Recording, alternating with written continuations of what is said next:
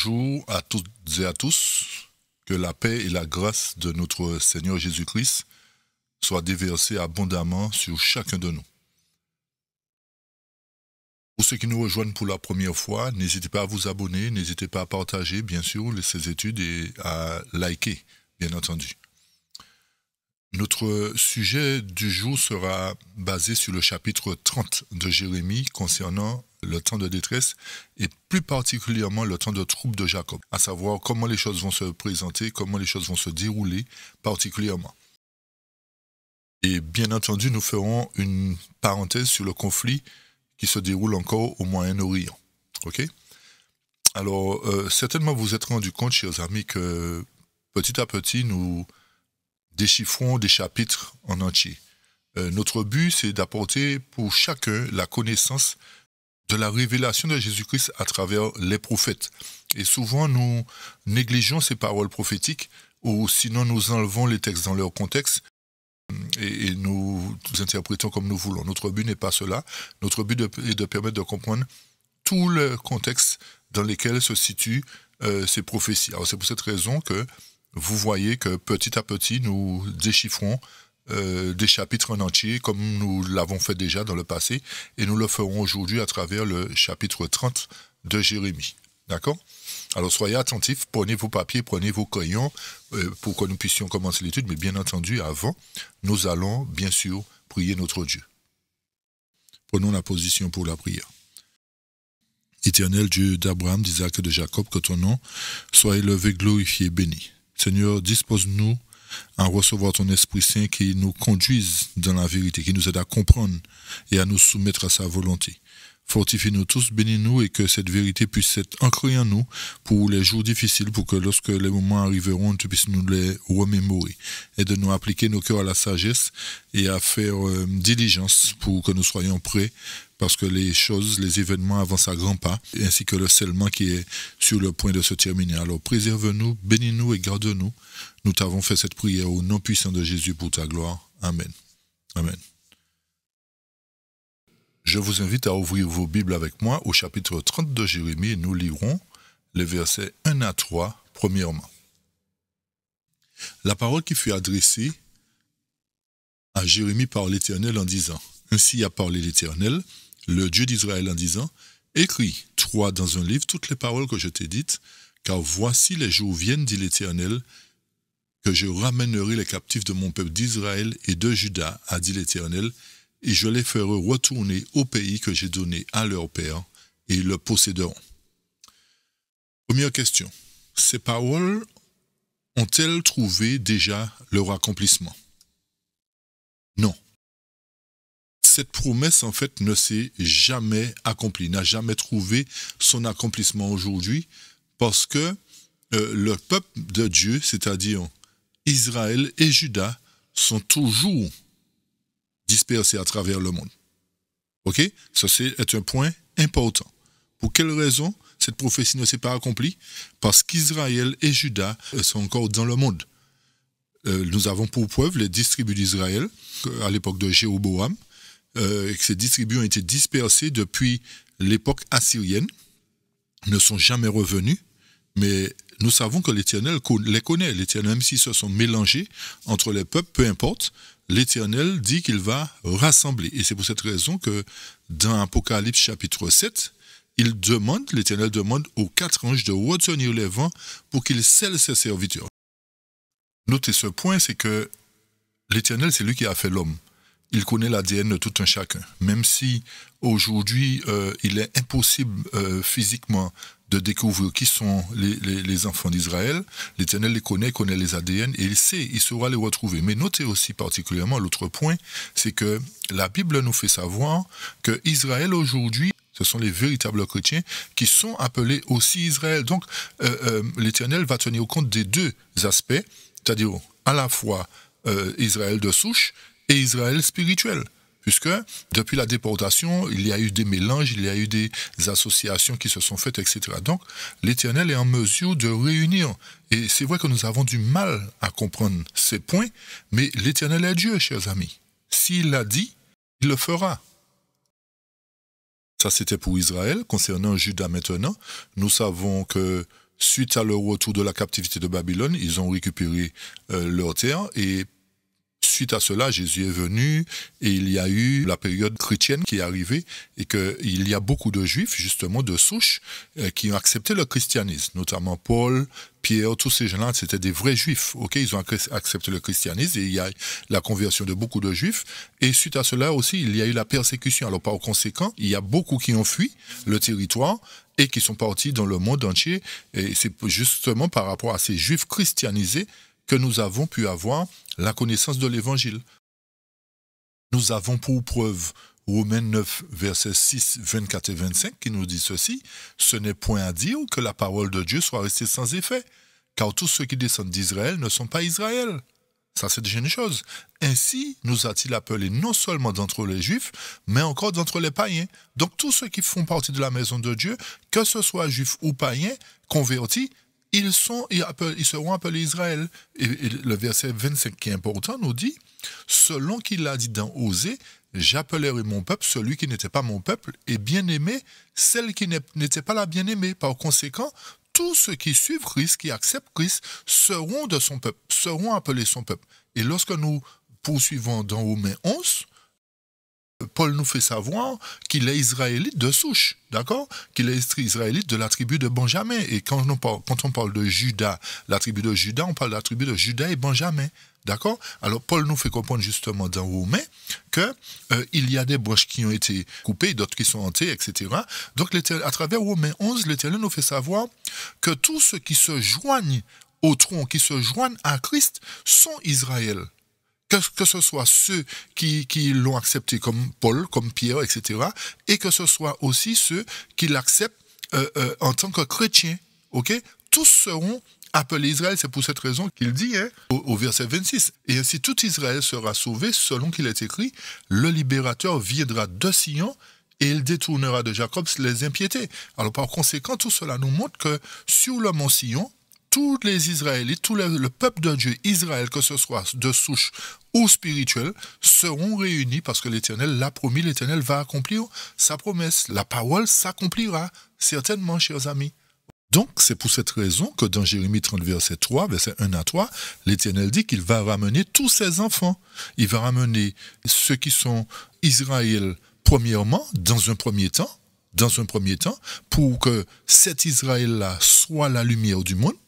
Et ensuite, à travers la lumière que fera briller cet Israël qui sera sur le mont Sion, c'est-à-dire ceux qui ont racheté, qui ont cru au sabbat, qui ont gardé la loi de Dieu, c'est important, ceux qui ont gardé toute la loi de Dieu, parce qu'aujourd'hui, tous ne gardent pas la loi de Dieu. Par conséquent, Dieu va choisir premièrement ceux qui observent sa loi pour être une lumière pour le monde, parce que cela ne servirait à rien que l'Éternel envoie des gens qui n'observent pas le sabbat, qui ne gardent pas les commandements, pour appeler d'autres à sortir de Babylone. Vous comprenez bien.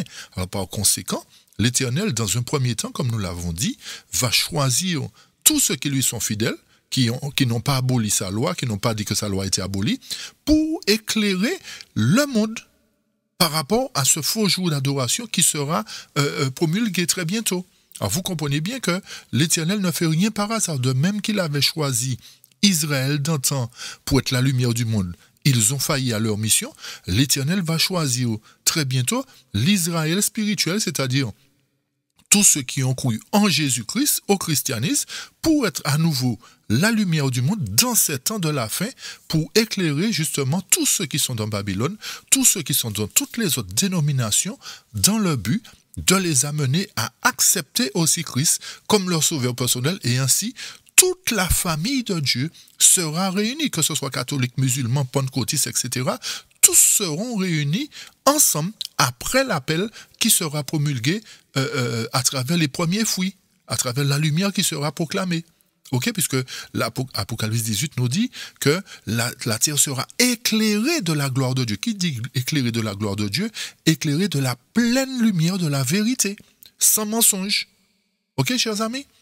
Jacques nous a confirmé que les 12 tribus sont justement jusqu'à nos jours dispersées à travers le monde.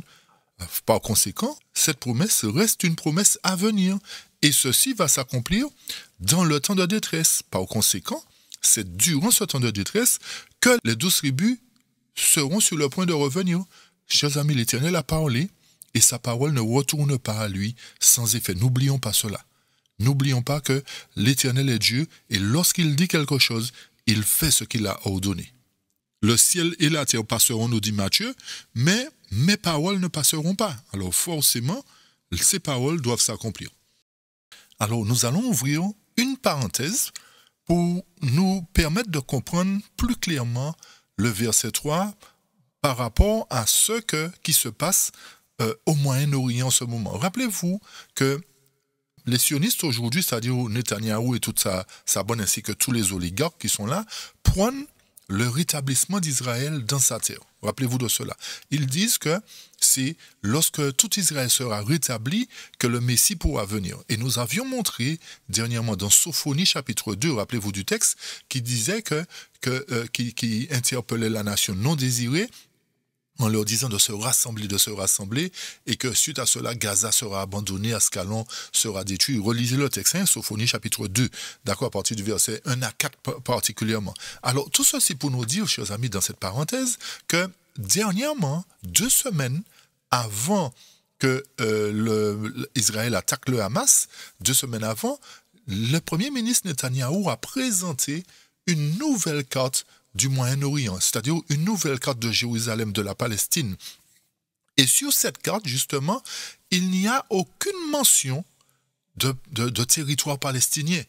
Par conséquent, ceci nous montre que, à travers l'idéologie de ces hommes, ils ont effectivement le projet de faire que toute la nation d'Israël se retrouve dans ce lieu et que soit mise à part toute personne qui ne fasse pas partie d'Israël. Donc, ils sont en train à la fois de croire la prophétie d'Ésaïe qu'ils avaient citée, mais croire aussi la prophétie de Jérémie, 30 verset 3, qui dit « Je les ferai retourner au pays que j'ai donné à leur père et ils le posséderont ». Alors, en d'autres termes, que ce soit Netanyahou, que ce soit les oligarques, tout ce que nous avions déjà présenté, leur projet, c'est d'établir justement tout Israël dans la terre. En fait, il s'appuie sur, en quelque sorte, certaines promesses, mais comme nous l'avions montré, cette promesse ne se réalisera pas pour eux. Alors, un autre point dans cette parenthèse qu'il faut noter, et ceci va nous permettre de comprendre pourquoi non seulement les oligarques, les responsables du monde occidental, mais aussi le monde évangélique va dans le même sens, en fait. La raison pour laquelle, c'est que la plupart des églises évangéliques aujourd'hui utilisent une Bible qu'on appelle la Bible Scofield. La Bible Scofield a été écrite et a été mise en place par, bien sûr, ces oligarques qui ont appelé Scofield à écrire, à commenter cette Bible. Pas écrire, à commenter cette Bible, puisque Scofield lui-même a utilisé la Bible King James, la véritable Bible, mais a ajouté tout plein de commentaires dans cette Bible, dans le but justement d'atteindre le monde évangélique. Et c'est justement ce qui s'est passé. Les évangéliques sont tombés dans le panneau, malheureusement, mais malgré cela, l'Éternel a un plan pour les sauver. Donc, c'est pour cette raison qu'il y a le grand cri.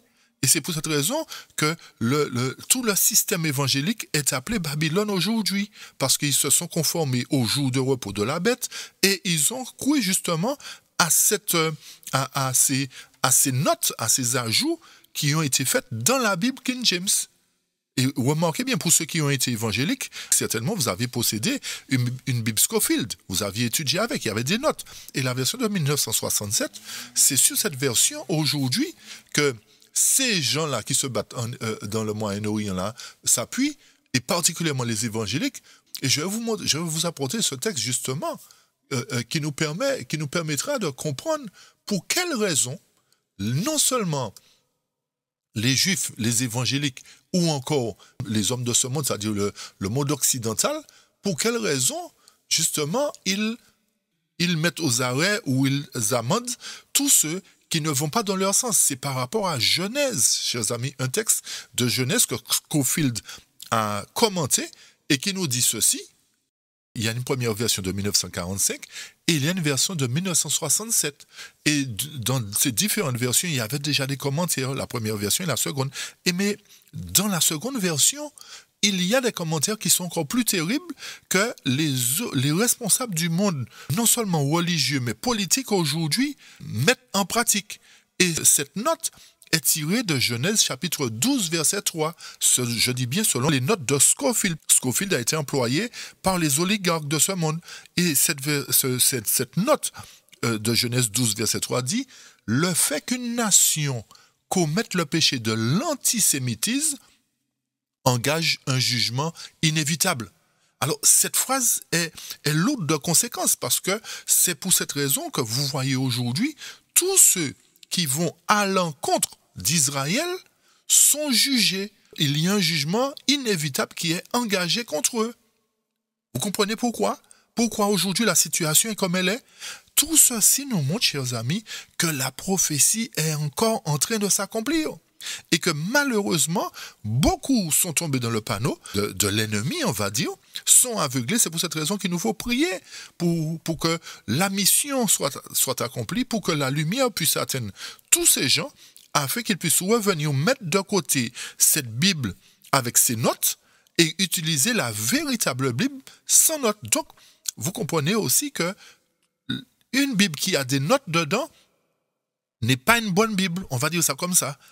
La véritable Bible n'a pas de notes. Ok, vous voyez comment l'ennemi est subtil. Il a pris la bonne version de la Bible et il a introduit des notes. Vous voyez comment l'ennemi est fort, hein, chers amis. Alors, revoyons encore la bataille des Bibles, l'étude qu'on avait faite sur la bataille des Bibles.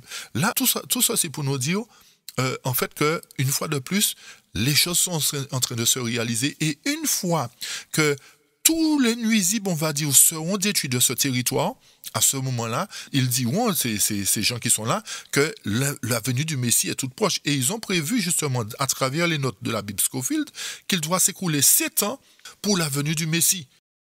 Et il y a un autre point qui est suffisamment important pour qu'on le considère brièvement, qui est toujours tiré des commentaires de Scofield à travers ses notes. C'est l'aspect de l'enlèvement secret. Aujourd'hui, c'est ce qui est très tendance aujourd'hui. On nous parle de l'enlèvement secret. Mais tout ceci, ce sont des commentaires. La Bible ne nous parle pas d'enlèvement secret. Donc, par conséquent, vous comprenez encore plus clairement que les évangéliques aujourd'hui, particulièrement, s'appuient sur ces Bibles, étudient avec ces Bibles et nous sortent des choses qui ne sont pas écrites forcément dans la Bible, mais qui sont des notes d'hommes non inspirés, qu'ils distillent ça à travers le monde, et beaucoup aujourd'hui sont troublés par cet enlèvement secret. Donc, en définitive de tout cela, chers amis, il nous faut comprendre que l'ennemi a joué fort. Il a joué fort en utilisant cette Bible, la Bible King James, en ajoutant des notes, dans le but d'amener justement les évangéliques à entrer dans le jeu, à entrer dans l'alliance, pour pouvoir justement plus facilement accomplir la mission. C'est pour cette raison que lorsque nous étudions profondément, nous voyons que cet aspect Babylone est attribué à ce groupe d'individus, malheureusement, mais comme nous avons dit tout à l'heure, l'Éternel a un plan pour eux. L'Éternel a un plan pour eux. L'Éternel ne va pas les laisser dans l'erreur, même si aujourd'hui ils sont aveuglés. L'Éternel va les libérer. Alors, vous voyez comment l'ennemi est subtil, en fait. Il a trouvé le moyen d'accaparer un groupe de personnes, des évangéliques, pour faire tomber dans leur panneau, pour que justement ce système évangélique, à travers dernier Apocalypse chapitre 13, versets 11 à 18, soit en mesure de demander au gouvernement américain d'établir un décret. Est-ce que vous voyez le rapprochement, chers amis? Vous voyez tous ces rapprochements-là? Tout ceci n'est pas par hasard encore. Faites les liens, étudiez davantage s'il le faut, analysez la chose s'il le faut, plus profondément. Nous refermons la parenthèse, chers amis, nous poursuivons. On avance maintenant au verset 4 à 6 et on va donner d'autres explications. Le texte nous dit, « Ce sont ici les paroles que l'Éternel a prononcées touchant Israël et Juda. Ainsi a donc dit l'Éternel, nous avons eu un bruit d'épouvante et de frayeur, il n'y a point de paix, informez-vous, je vous prie, et considérez si un mal enfante, pourquoi donc ai-je vu tout homme tenant ses mains sur ses reins comme une femme qui enfante, et pourquoi tous les visages sont-ils devenus pâles ?» Donc ce temps-là nous ramène à l'époque du temps de détresse. Ce verset-là nous conduit à l'époque du temps de détresse. Ok? Et Comme par hasard, chers amis, nous croyons au temps de détresse. Nous croyons qu'il y aura effectivement un temps de détresse parce que Matthieu le dit, et Jérémie le dit, Sophonie le dit, nous y croyons.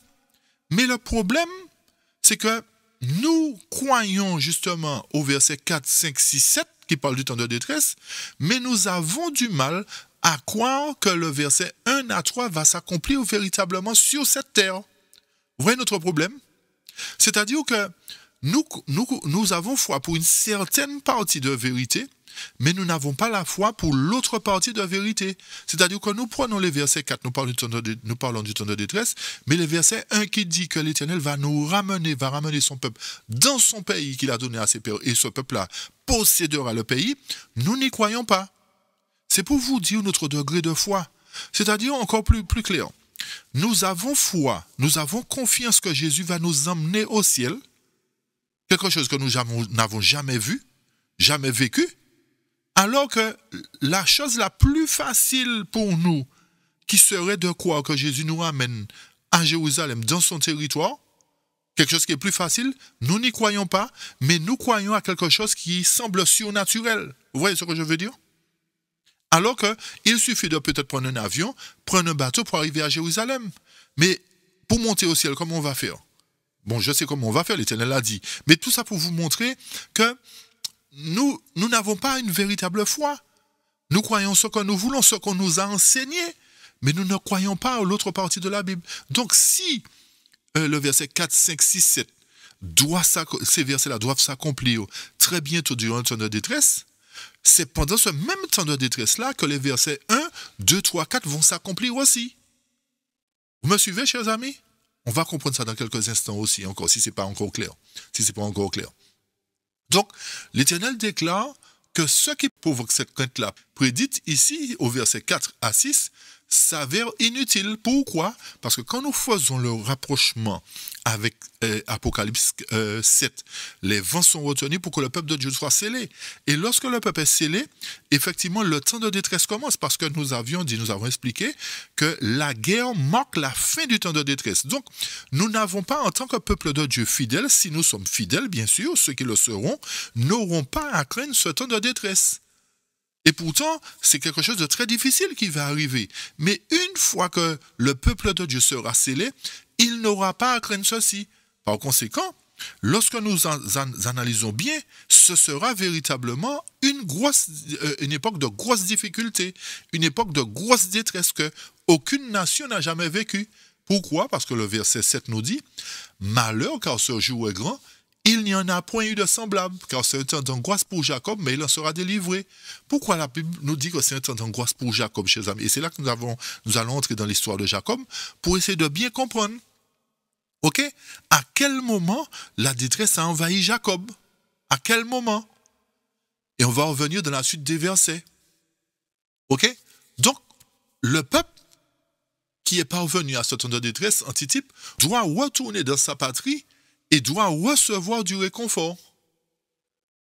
C'est vrai qu'apparemment, il y aurait de quoi être effrayé. Mais l'Éternel nous avertit et nous dit de ne pas craindre ce qui va arriver parce que le scellement va se faire, le jugement va se faire pour déterminer qui sont ceux qui seront fidèles.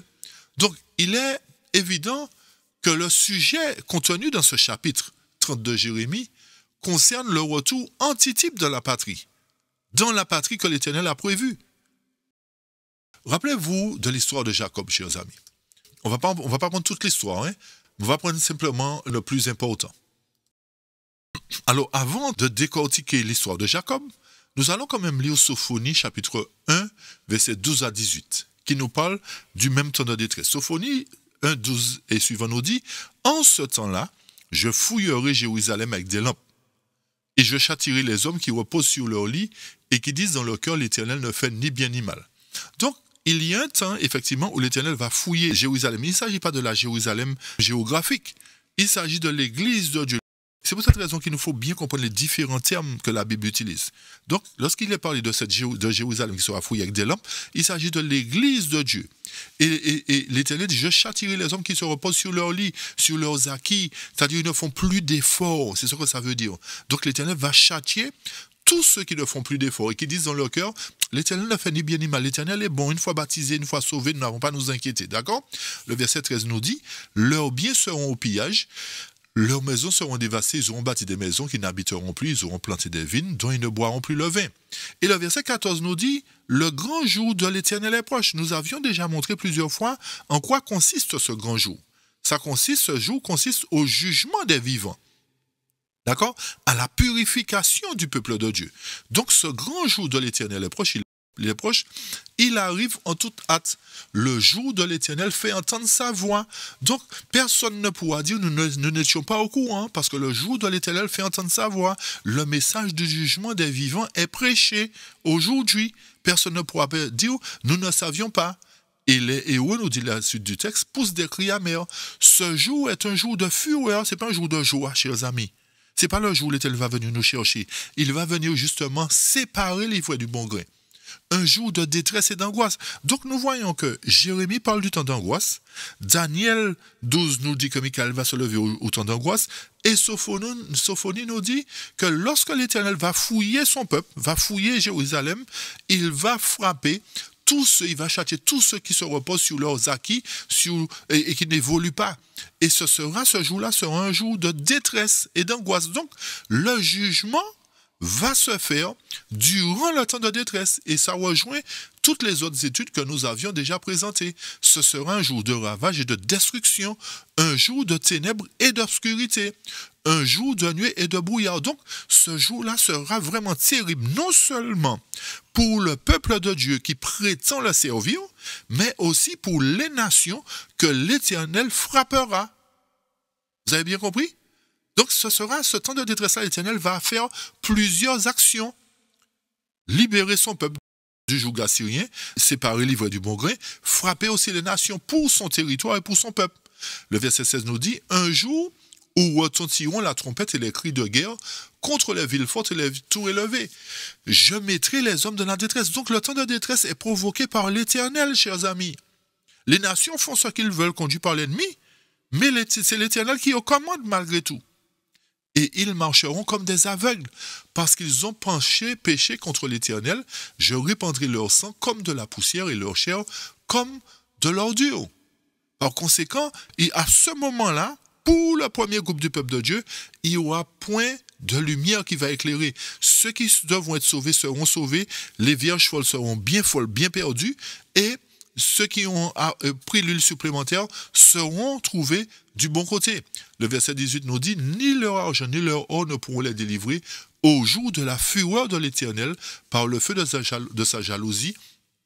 Tout le pays sera consumé, car il détruira soudain tous les habitants du pays. Donc l'Éternel a promis que durant le jour de détresse, il va frapper, il va secouer, il va détruire, il va châtier, etc. D'accord? Donc ceci nous amène à reconsidérer à nouveau le temps de détresse de Jacob. Pourquoi justement la Bible dit que Jacob a passé un temps de détresse? Allons dans l'histoire pour bien comprendre ceci. Et on va retourner dans Jérémie.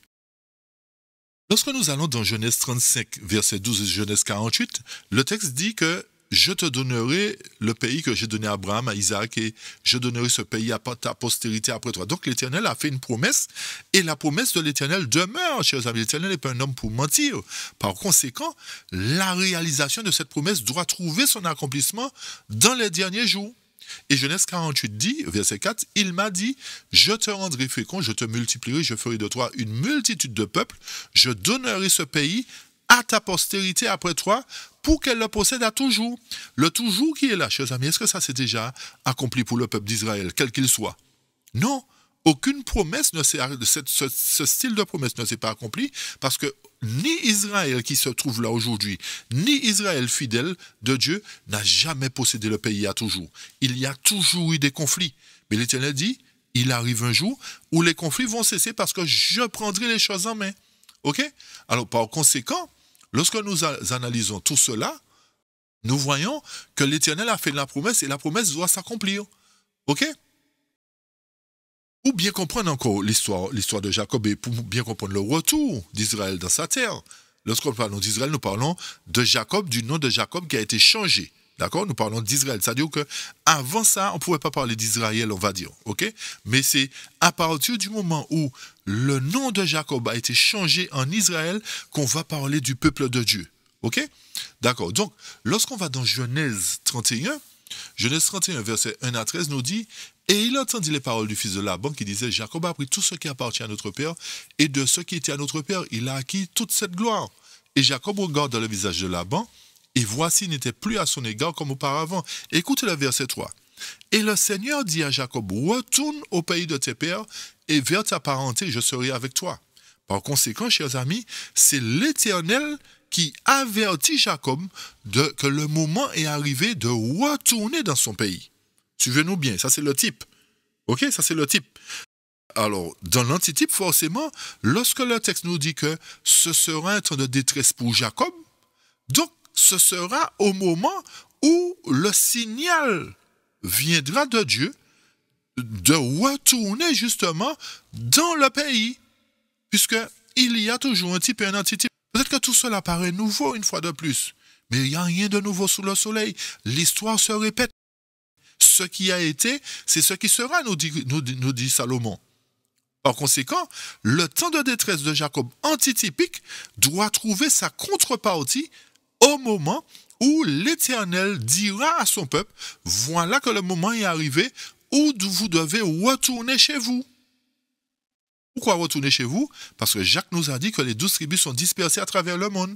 Et que lorsque nous allons dans Apocalypse chapitre 12, l'Église n'est pas revenue du désert. L'Église s'est enfuie dans le désert pour être protégée pendant 1260 années, mais après ces 1260 années, l'Église est toujours dans le désert, c'est-à-dire le vrai peuple de Dieu. Même s'il s'est mélangé, peu importe, l'Éternel les connaît. D'accord?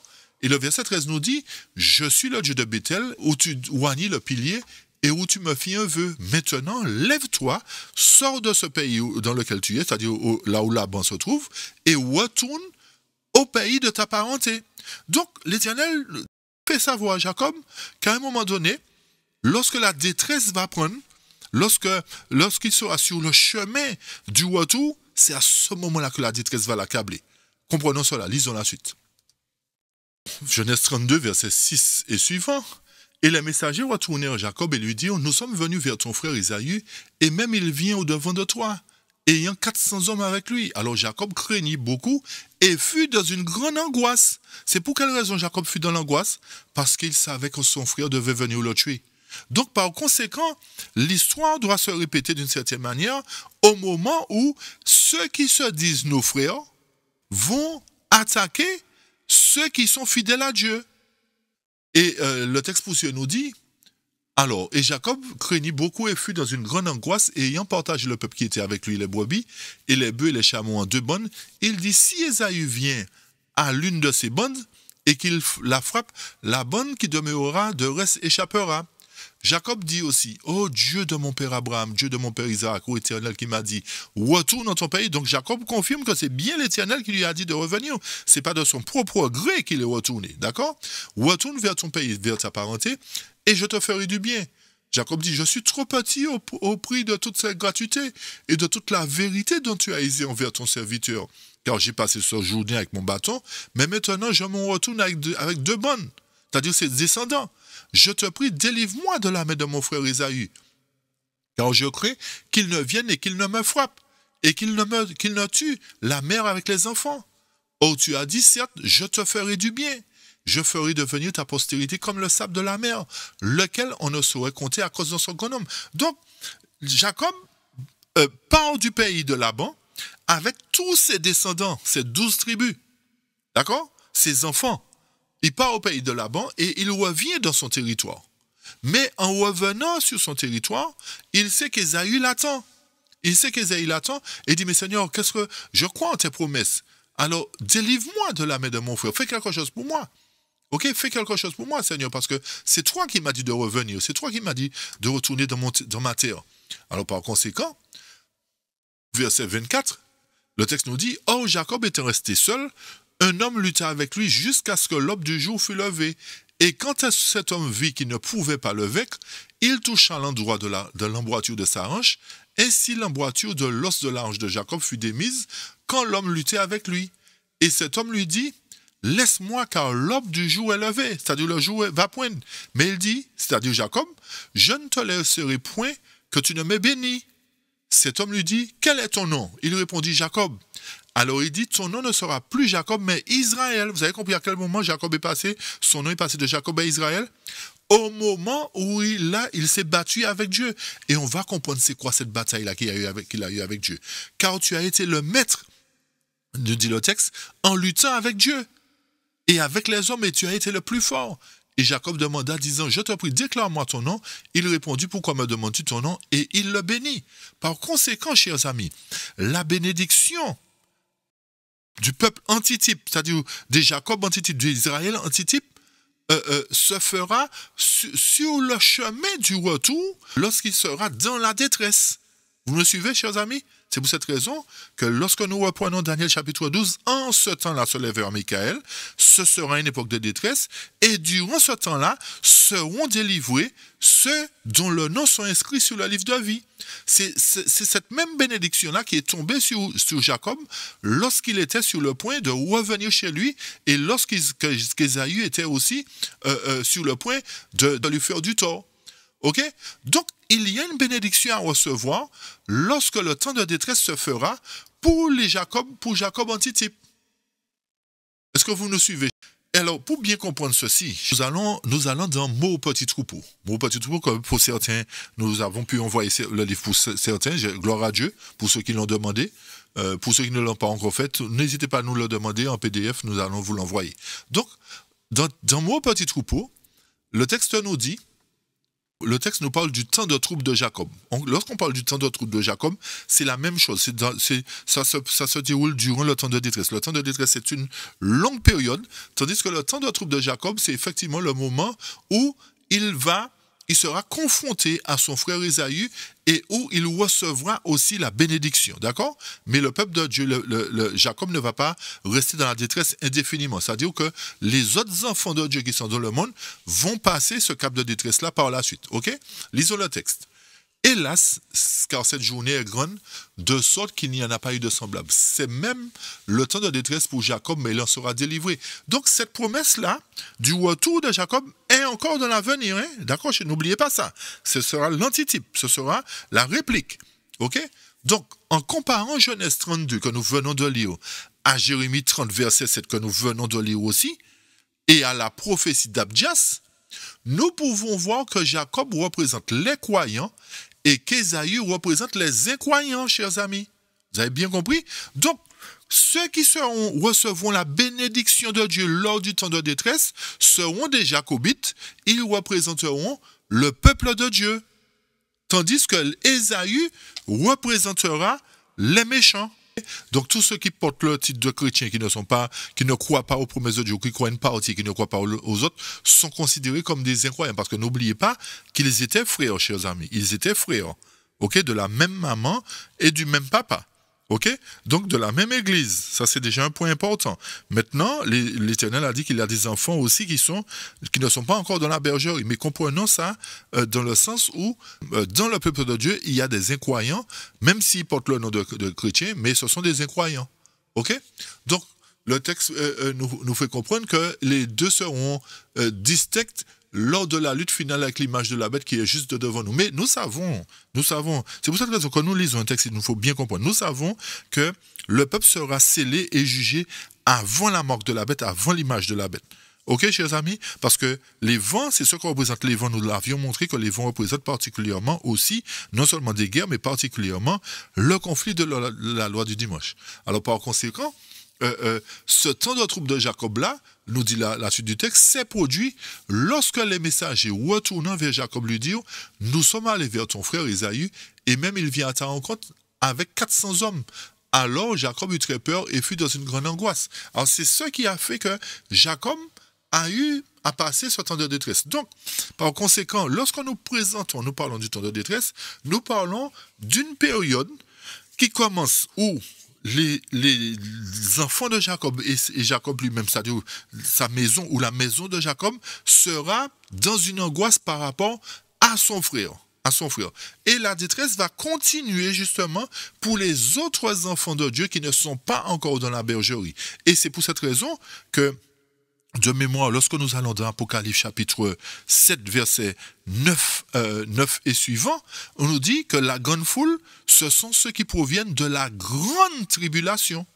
De la grande tribulation. Tandis que la maison de Jacob est scellée au début du temps de détresse. D'accord? Donc, le gros de cette détresse-là, qui est appelée la tribulation, se fait après le scellement et après le jugement du peuple de Dieu, et après la bénédiction que reçoit Jacob. C'est-à-dire que, quoi? On va essayer de comprendre ça encore plus clairement. Dans le commentaire biblique, on va dans le commentaire biblique, chers amis. Commentaire biblique sur Genèse 32. Ok? Commentaire biblique sur Genèse 32. Le commentaire biblique nous dit, la victoire est garantie lorsque le moi abdique. Alors, comprenons bien ce que le texte nous dit. Hein? Jacob lutta avec Dieu et avec des hommes et il fut vainqueur par l'humiliation, le repentir et l'abandon du moi. Ce pécheur mortel et escroc fut vainqueur face à la majesté du ciel. Pourquoi il fut vainqueur? Parce que le moi a été banni du cœur de Jacob. Ok? Parce qu'il était rempli d'humilité et son repentir et son abandon étaient réels. Donc, avant de recevoir la bénédiction de Dieu, avant que nous soyons jugés dignes, il faut que nous puissions nous battre avec Dieu, chers amis.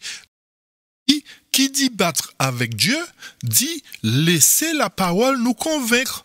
Cette parole-là doit faire son travail en nous, doit nous frapper, doit nous corriger, doit nous instruire, doit nous convaincre de péché, de justice et de jugement. C'est ça, se battre avec Dieu, pour éradiquer le mal, pour détruire le moi, pour détruire l'orgueil. Si nous n'avons pas confiance en la parole de Dieu, si nous n'avons pas foi dans toute la parole de Dieu, si nous ne croyons pas comme il le faut à la parole de Dieu, le moi résistera et lorsque le jugement va s'opérer, durant le temps de détresse, nous serons trouvés du côté des Ésaüites. Nous serons considérés comme Ésaü et non comme Jacob.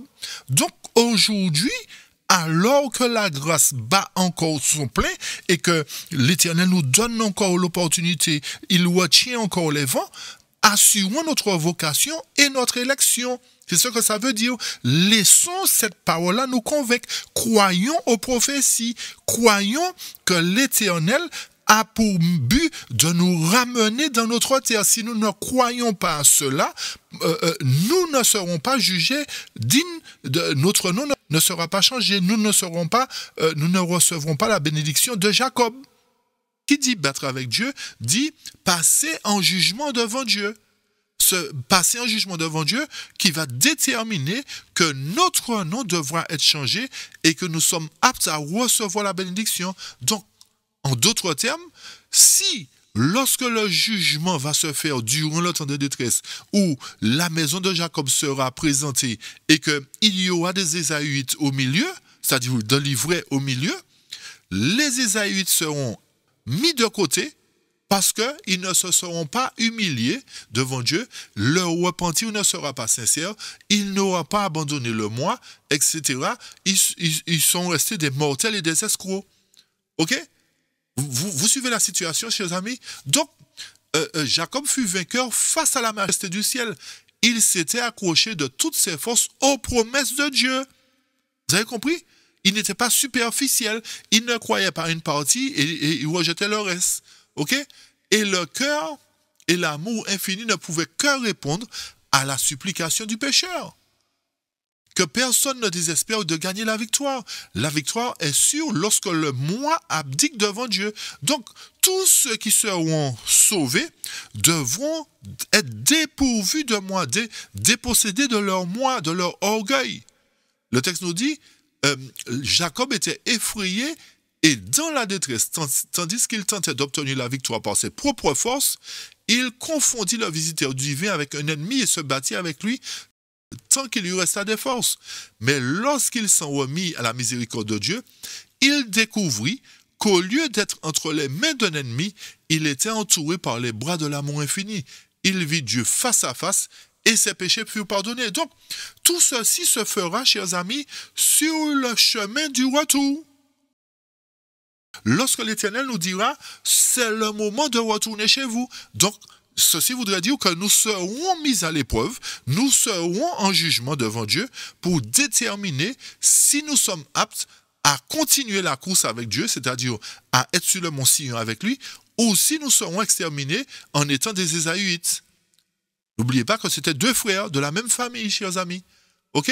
Alors par conséquent, lorsque nous comprenons cela plus clairement, et lorsque nous analysons la situation qui se présente devant nous par rapport au conflit qui a commencé avec Israël, alors que les chrétiens, les évangéliques et le monde prônent justement la création de l'État d'Israël qui a pour but l'émergence de ce nouvel ordre mondial, nous savons que le temps de détresse n'est pas loin de commencer et que lorsque ce temps de détresse va commencer, c'est à ce moment-là que le jugement va se faire. Qui dit jugement, chers amis, dit criblage. Et c'est là que nous comprenons mieux le criblage, parce que c'est vrai que nous vivons un criblage aujourd'hui. C'est ce que le texte nous dit, nous vivons un criblage aujourd'hui. Mais le criblage, le paroxysme du criblage n'a pas encore véritablement commencé. Ça va se faire durant la détresse. D'accord? Et c'est à partir de ce moment-là, lorsque le jugement va se faire, que Ésaïe 56, verset 5 va s'accomplir. Je donnerai dans ma maison et dans mes murs une place et un nom préférable à des fils et à des filles. Je leur donnerai un nom éternel qui ne périra pas. Donc ceux qui auront ce nom-là, c'est ceux qui seront trouvés dignes de l'Éternel.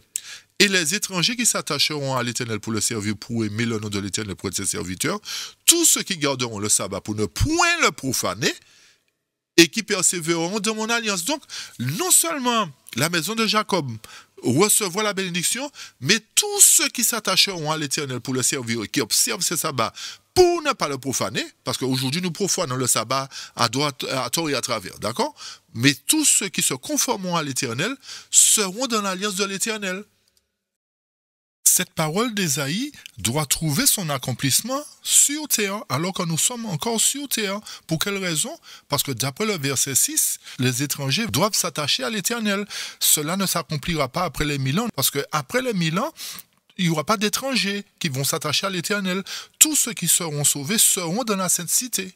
Ok? Et Ésaïe 62, verset 1 à 3 nous dit « Pour l'amour de Sion, je ne me tairai point. Pour l'amour de Jérusalem, je ne prendrai point de repos jusqu'à ce que son salut paraisse comme l'aurore et sa délivrance comme un flambeau qui s'allume. » C'est-à-dire, lorsque nous parlons de Sion, de Jérusalem, nous ne parlons pas encore d'un lieu géographique, nous parlons du peuple de Dieu. Alors, les nations verront ton salut. Le salut de qui? De Sion, de Jérusalem, du peuple de Dieu. Et tous les rois ta gloire. Et l'on t'appellera de nom nouveau que la bouche de l'Éternel déterminera. Tout ceci sera fait à partir du jugement. Tu seras une couronne éclatante dans la main de l'Éternel, un turban royal dans la main de ton Dieu. Par conséquent, lorsque nous revenons, chers amis, dans Jérémie chapitre 30, nous comprenons justement que si les versets 4, 5, 6, 7 doivent s'accomplir durant le temps de détresse, et que ce sera l'époque du temps de trouble de Jacob, ce sera aussi le moment où nous serons de retour dans le pays, comme nous dit le verset 3. Je les ferai retourner au pays que j'ai donné à leur père, et ils le posséderont, puisque l'Éternel, c'est l'Éternel qui a dit à Jacob, tu dois retourner. Par conséquent, sur le chemin du retour, l'Éternel va nous accorder la bénédiction. Il va changer ce nom qui nous fait défaut pour nous donner un nom nouveau. Ok?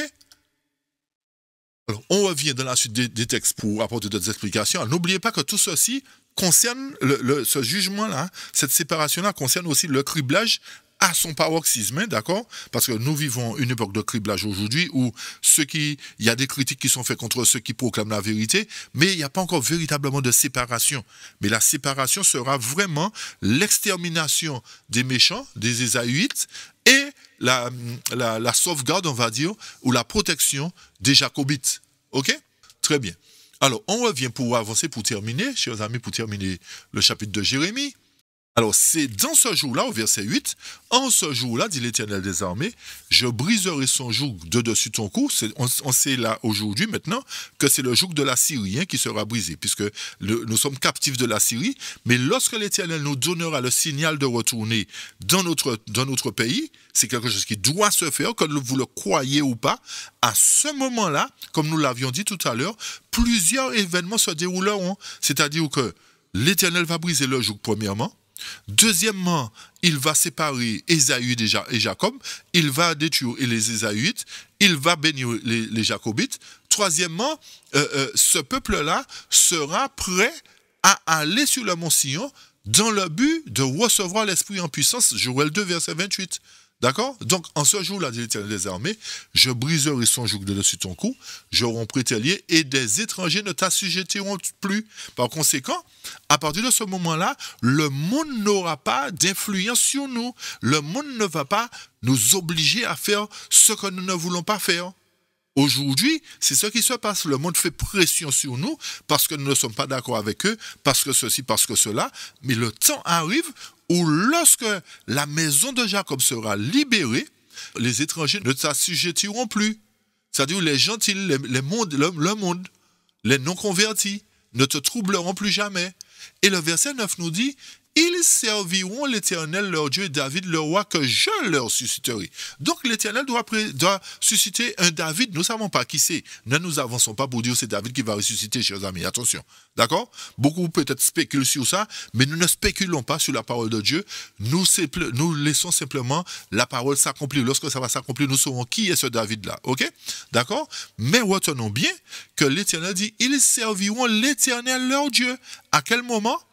Une fois qu'ils seront jugés dignes, lorsque la bénédiction reposera sur la maison de Jacob. OK? Et le verset 10 nous dit, toi, mon serviteur Jacob, ne crains pas, dit l'Éternel, ne t'effraie pas Israël, car je te délivrerai de la terre lointaine. Je délivrerai ta postérité du pays où elle est captive. D'accord? Donc, vous comprenez bien que les 12 tribus, le peuple de Dieu, est toujours en captivité, dispersé à travers le monde. Jacob reviendra, lorsqu'on parle de Jacob qui reviendra, on parle de la maison de Jacob parce que Jacob n'est pas revenu seul. Il est revenu avec tous ses enfants, toutes ses femmes. Et justement, un autre jour, on va expliquer pourquoi Jacob a eu tous ses deux femmes.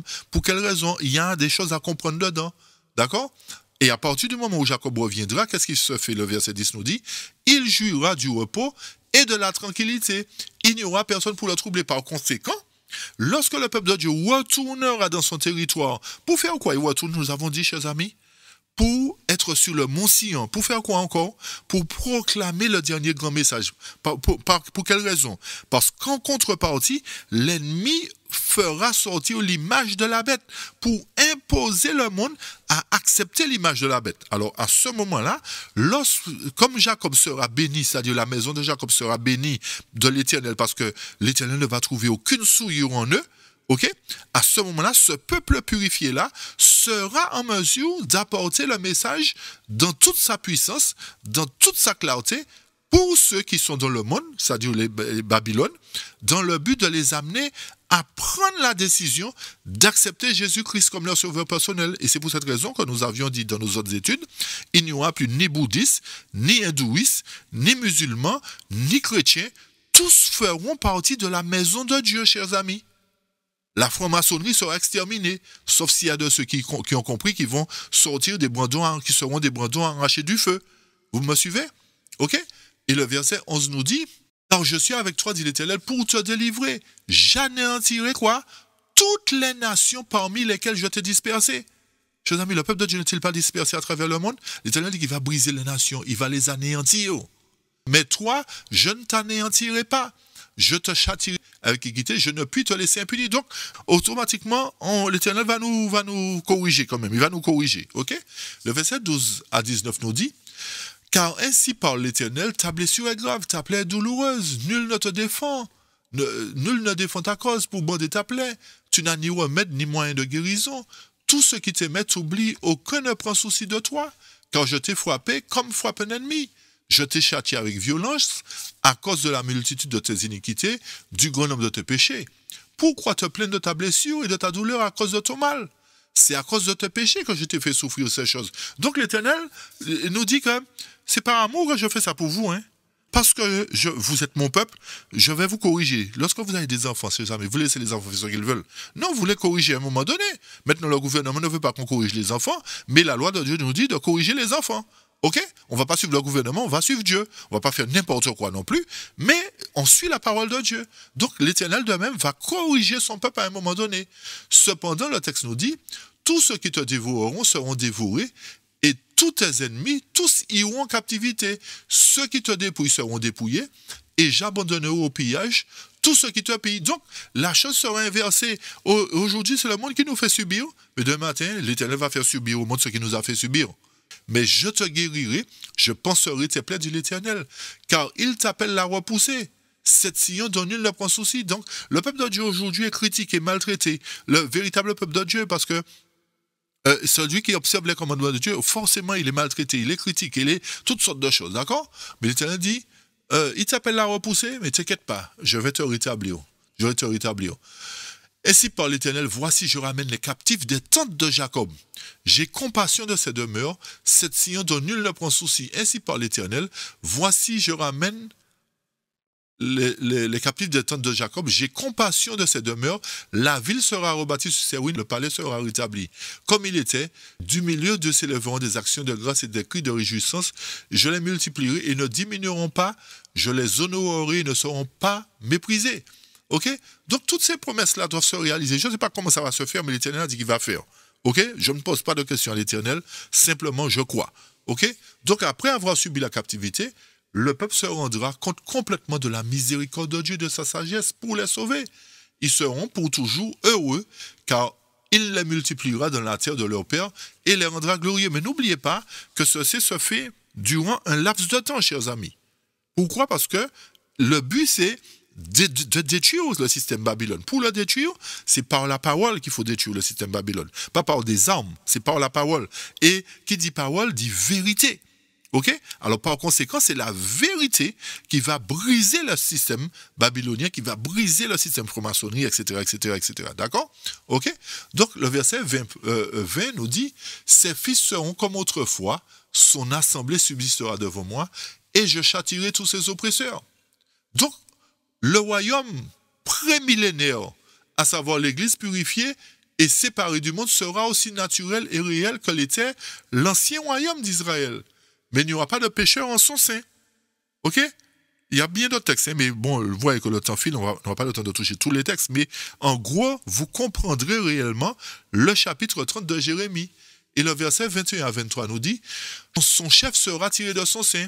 N'oubliez pas que l'Éternel a dit, je susciterai David, qui sera le roi. Donc l'Éternel nous montre qu'il y a une promesse, qu'il y a quelque chose qui doit se passer. Maintenant, nous n'avons pas toutes les réponses à tout, chers amis. Mais lorsque le moment viendra, l'Éternel nous montrera les choses. Simplement, croyons à la promesse du rétablissement. Si nous croyons à cela, nous verrons les choses s'accomplir. Mais si nous doutons, chers amis, laissez-moi vous dire que nous serons rejetés, nous ne recevrons pas la bénédiction. Donc, le texte nous dit, son chef sortira de son sein, son dominateur sortira du milieu de lui, je le ferai approcher, il viendra vers moi, car qui oserait de lui-même s'approcher de moi? Vous avez compris? Dit l'Éternel, vous serez mon peuple et je serai votre Dieu. À quel moment? C'est vrai que nous répétons ça souvent. Vous serez mon peuple, je serai votre Dieu. On pense que c'est après les 1000 ans seulement que ça va se faire. Non, ça va se faire avant les 1000 ans parce que nous devons nous battre avec l'Éternel pour déterminer si nous sommes aptes à être sauvés ou pas. D'accord? Donc, nous serons le peuple de Dieu à ce moment-là et l'Éternel sera notre Dieu. Voici la tempête de l'Éternel, la fureur éclate, l'orage se précipite, ils font sur la tête des méchants. Lorsque nous parlons de tempête, nous parlons du temps de détresse, nous parlons des fléaux, nous parlons de toutes ces choses. D'accord? Donc, leurs chefs sortiront du milieu d'eux.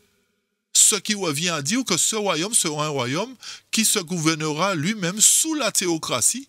Donc, le mot « voici » attire l'attention sur quelque chose de visible. Par conséquent, il implique que la tempête de l'Éternel accomplit déjà son œuvre. C'est pourquoi on ne va pas s'étonner de ce qu'il y ait des perturbations de tout genre, des pertes lourdes ou énormes des vies humaines et des propriétés à travers le monde. Donc nous n'allons pas nous inquiéter pour ça, parce que l'Éternel nous dit que la tempête de l'Éternel sort déjà. Il y a déjà des choses qui se passent. C'est pour cette raison que de plus en plus, vous voyez des gens qui meurent. Vous dites, je suis étonné que cette personne-là meure. L'Éternel permet des fois que beaucoup de ses enfants qui lui sont fidèles et ou qui ne pourront pas supporter ce temps de détresse, l'Éternel les fait descendre petit à petit dans la tombe. D'accord? Maintenant, il y a des malfaiteurs aussi qui descendent dans la tombe. Hein? N'oubliez pas ça, d'accord? Tous ne sont pas saints. OK? Mais l'Éternel connaît ceux qui sont saints. Il va faire descendre dans la tombe pour les préserver de ce temps de détresse-là, parce que ce sera quelque chose de terrible. Il les fait descendre par amour pour ces gens-là. Comprenons bien que l'Éternel a beaucoup d'amour pour nous. OK? Et le verset 24, pour terminer, nous dit « La colère ardente de l'Éternel ne se calmera pas jusqu'à ce qu'il ait accompli, exécuter les desseins de son cœur. Voici, vous le comprendrez, dans la suite des temps. » Par conséquent, chers amis, nous sommes à l'époque, dans la suite des temps, où nous, l'Éternel, nous comprenons justement que l'Éternel est sur le point de faire éclater sa colère. Et que lorsqu'il va faire éclater sa colère, cette colère-là ne se calmera pas jusqu'à ce que l'Éternel ait accompli et exécuté les desseins de son cœur. Donc, tout ce que l'Éternel a dit doit trouver son accomplissement dans la suite des temps, avant son retour, chers amis. Avant son retour. Alors, j'espère que cette étude vous a permis de comprendre que lorsque la Bible parle du temps de trouble de Jacob, nous devons comprendre par là que c'est lorsque l'Éternel a donné le signal à Jacob, lui a fait savoir qu'il était temps qu'il retourne chez lui, et que c'est à cette même époque, durant ce même cheminement, sur le chemin du retour, que l'Éternel a béni Jacob et l'a changé son nom mauvais, a changé ce nom de trompeur, et lui a donné le nom d'Israël, qui veut dire peuple de Dieu, chers amis. Est-ce que vous avez compris? Donc, lorsque nous serons sur le chemin du retour, durant le temps de détresse, notre nom ne sera plus des noms de voleurs, des noms de bandits, mais nous aurons le nom du peuple de Dieu, un nouveau nom que l'Éternel nous donnera. Et ceci se fera durant l'époque de détresse. Donc, nous ne sommes pas loin, vu les circonstances, vu les événements qui se déroulent autour de nous, vu ce que les Juifs et les évangéliques sont en train de mettre en place, tout ceci nous montre justement, chers amis, ainsi que le monde franc-maçon, ainsi que le monde politique aussi, tout ceci nous montre que les événements vont arriver à grande vitesse, vont arriver très vite. OK? Alors, c'est vrai qu'il y a beaucoup de textes encore à voir, mais nous ne voulons pas chaque fois vous retenir trop. Alors, dans d'autres études, nous allons apporter encore d'autres évidences, chers amis, d'autres textes, parce qu'il y a suffisamment de textes qui parlent du retour du peuple de Dieu dans son territoire. Alors, si vous voulez le croire, croyez-le.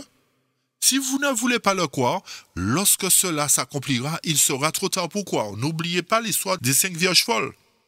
Elles n'ont pas pris l'huile, parce qu'elles ont estimé que l'huile qu'elles avaient suffisait. Mais elles se sont rendues compte que malheureusement, elles n'avaient pas assez de lumière, de connaissance dans leur lampe pour les aider à changer de caractère. Elles n'ont pas fait cas de ça. Elles s'apitoyaient sur leur sort, elles étaient sur leur lit. Pas lit, elles étaient, hein? D'accord? Elles pensaient qu'elles n'avaient pas besoin de fournir d'efforts encore, chers amis, selon Sophonie. OK? Alors, plaise à Dieu, chers amis, que nous puissions comprendre que le peu de temps qui nous reste, c'est un temps de préparation. Un temps de préparation où nous devons nous atteler à changer, à nous dépouiller de notre moi, pour que lorsque nous aurons à nous battre avec l'Éternel, qui dit battre, ce n'est pas un combat physique, chers amis, c'est un combat par rapport à notre moi, à notre orgueil. Lorsque ce moi sera changé, lorsque ces choses seront bannies en nous, on verra véritablement qui sont ceux qui sont les enfants de Dieu. Et il y a un texte que je vais quand même lire avec vous, un ou deux textes avant, dans Parabole de Jésus, à la page 56, le chapitre livré.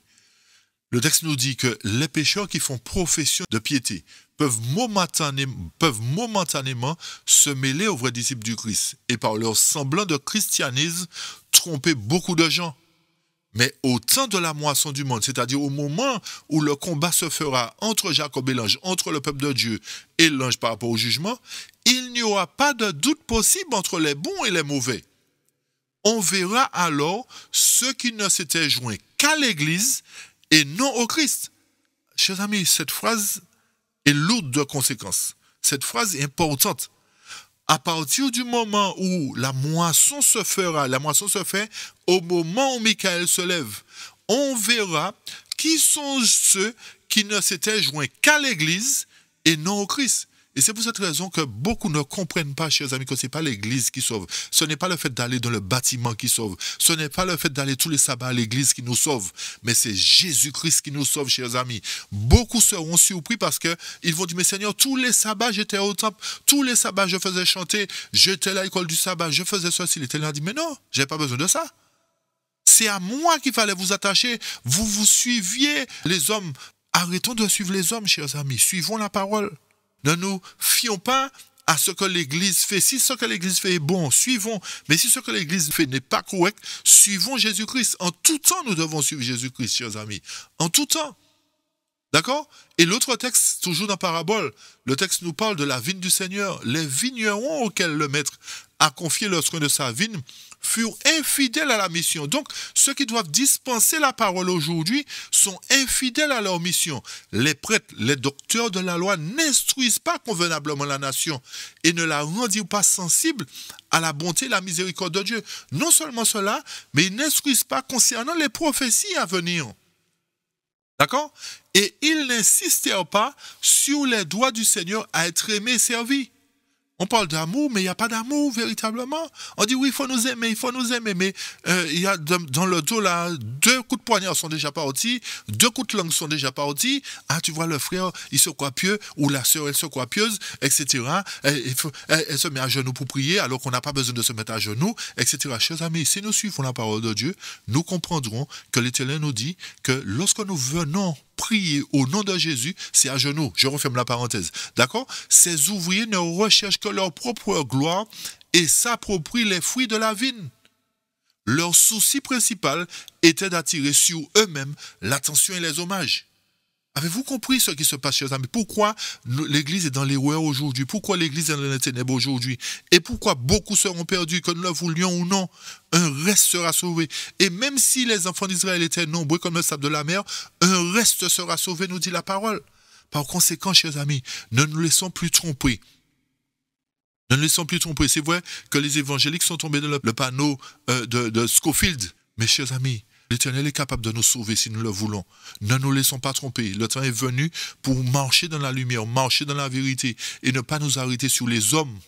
Parce qu'ils auront des comptes à rendre pour eux-mêmes, chers amis. Alors sauvons notre peau avant que le temps n'arrive et faisons tout notre possible pour sauver nos familles aussi si cela est possible. Alors que la grâce et la paix de Dieu reposent sur vous et nous vous donnons rendez-vous pour une nouvelle étude la prochaine fois ou encore pour apporter d'autres éléments concernant la restauration du peuple de Dieu dans son territoire. Soyez une fois de plus bénis et nous vous disons à bientôt, chers amis. À bientôt. Bye bye.